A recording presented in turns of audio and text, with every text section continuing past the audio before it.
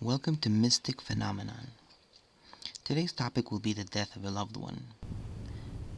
Whenever someone that we love dies, we are going to feel an extreme sense of loss. It doesn't matter how the person dies, how the person leaves this earth. It can be a long-term illness, or it can be a sudden death, a short illness, or it can be an accident. We are going to feel an extreme sense of loss. We might feel an extreme sense of unfairness with life. It might feel like it is the biggest pain in our life. We may also feel that no one understands us, and this is perfectly true. No one can understand us, for each one of us grieves in a completely different manner.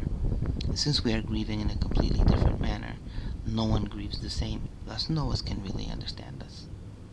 Very few understand this point. It is what makes us individuals. If we understand it, suffice it that we understand it, and let the rest not understand it.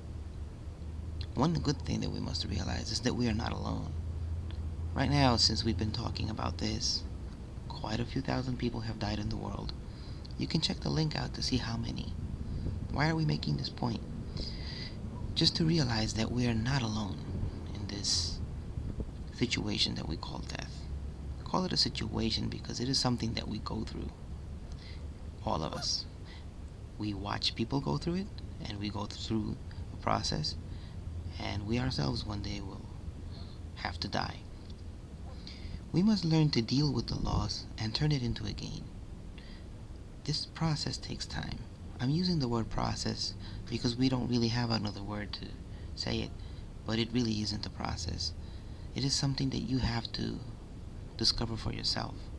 How to turn the loss into a gain. Some things we can think on about this in order to turn it into a gain is, what was our loved one's highest attainment? We're not talking here about careers or about money or anything of that nature.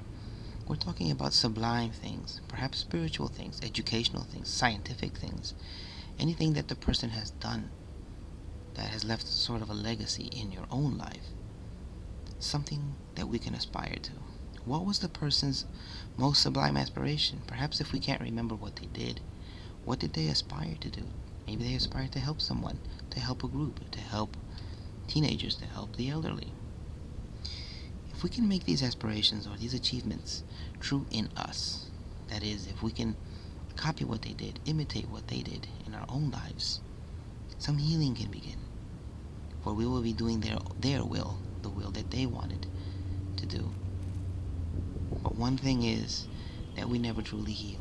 The pain is always 1 minute away or 1 second away. Anything can remind us of our loved one, that our loved one is not with us, and we will immediately bleed internally in a spiritual manner, so to speak. It will always hurt. The only thing that we can say is that we will learn to live with it.